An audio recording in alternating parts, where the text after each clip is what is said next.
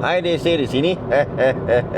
Okey, sekarang ni saya on the way nak balik ke Jitra, tapi saya nak singgah di Penang untuk bermalam. Cai betul Desi, Pulau Mutiara. Jadi semalam ialah saya daripada Jitra drive seorang-seorang untuk menghadiri majlis terima kasih kepada sukarelawan PRN Johor lah, termasuk saya lah. Jadi saya mengambil inisiatif untuk pergi drive seorang-seorang, walaupun agak keletihan. Sekarang ni pun saya on the way balik, sudah melepasi Rawang, baru saya habis breakfast. Jadi apabila saya sampai di HQ bersama di Puchong Perdana, saya rasa kagum tuan-tuan, kerana HQ ini agak berbeza tuan-tuan, berbeza daripada ibu pejabat parti dinosaur ataupun parti-parti yang ada sekarang ini. Kerana apa saya cakap? Kerana ibu pejabat bersama itu terletak di dalam kawasan industri. Maknanya pihak bersama mereka menyewa satu lot semi-industri lah. Maknanya bangunan 3 tingkat. Di situ ada semua, nak kata kilang yang besar tak ada, just a small SME lah. Jadi parti bersama sewa di bahagian tepi, kerana yalah kita boleh meletak barang-barang kempen seperti bendera, bendera dengan buluhnya, jadi senang untuk membuat kerja. Dan ialah bangunan itu telah dicat dengan warna rasmi parti bersama, iaitu biru dan kuning. Saya melihat agak menarik, kerana bukan satu HQ yang mewah, bukan HQ yang gah, di bangunan yang bertingkat-tingkat, yang mana lokasinya itu adalah lokasi premium, lokasi mana di KL City Centre. Kalau kita tengok Menara Dato' On milik UMNO, PKR saya rasa tak ada lagi. Tapi PKR pun sewa di mana di Damansara, eksklusif lah juga kan. Kalau nak bandingkan dengan parti bersama punya HQ. Yang menariknya itu ialah ibu pejabat ini, di bahagian bawahnya itu adalah tempat untuk berjumpa, maknanya tempat untuk ada macam it's like auditorium, ada stage, ada kerusi yang boleh memuatkan dalam dalam 300 orang kalau tak salah saya. Dan di bahagian atasnya juga itu ada orang boleh tengok daripada atas, dan ada juga bilik mesyuarat. Itu saja. Jadi bagi saya,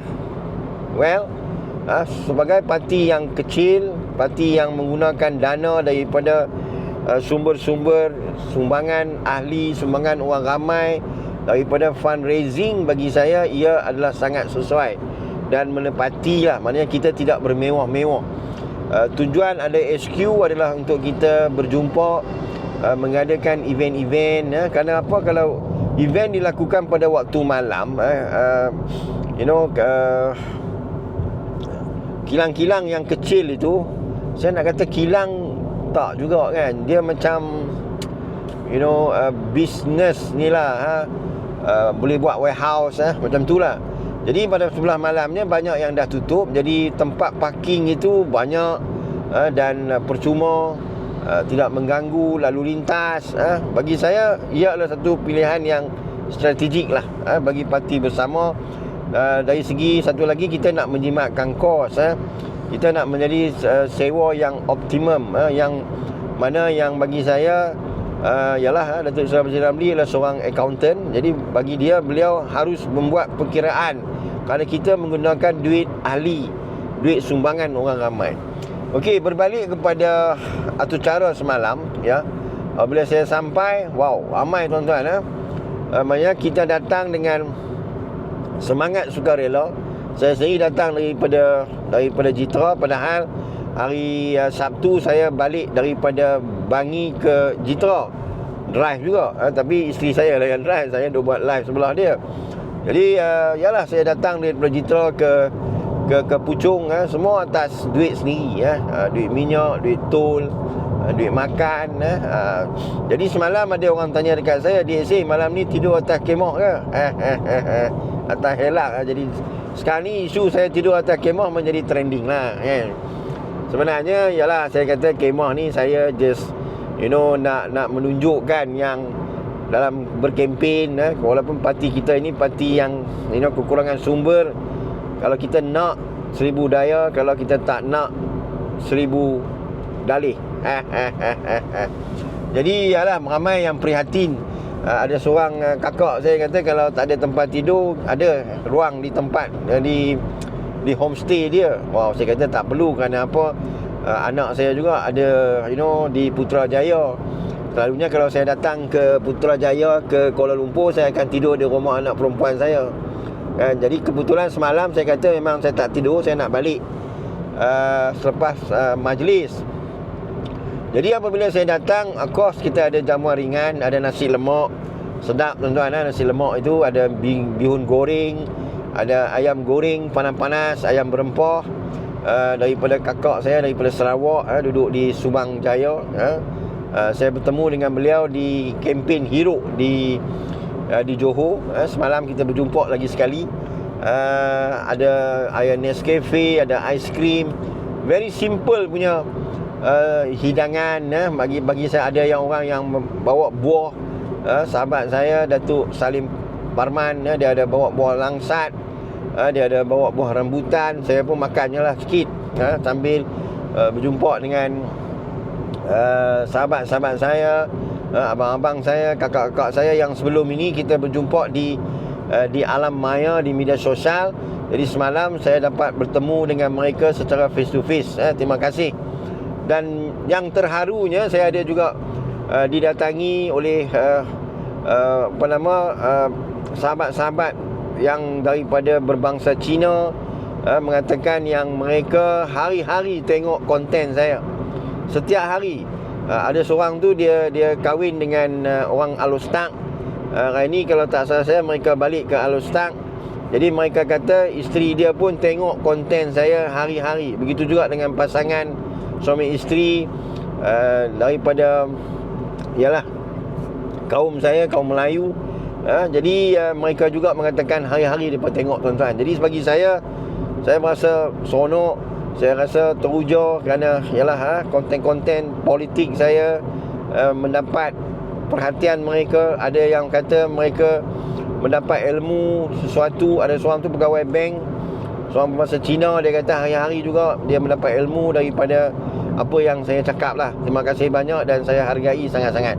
Jadi berbalik kepada acara semalam, para calon-calon daripada Johor, mereka datang ke Puchong semalam untuk berkongsi pengalaman mereka. Lepas itu ada YB Wong Chen dan juga Lee Chong Chun, yang daripada PKR, yang peruntukan mereka telah disekat. Bagi saya mereka naik di atas pentas, okey.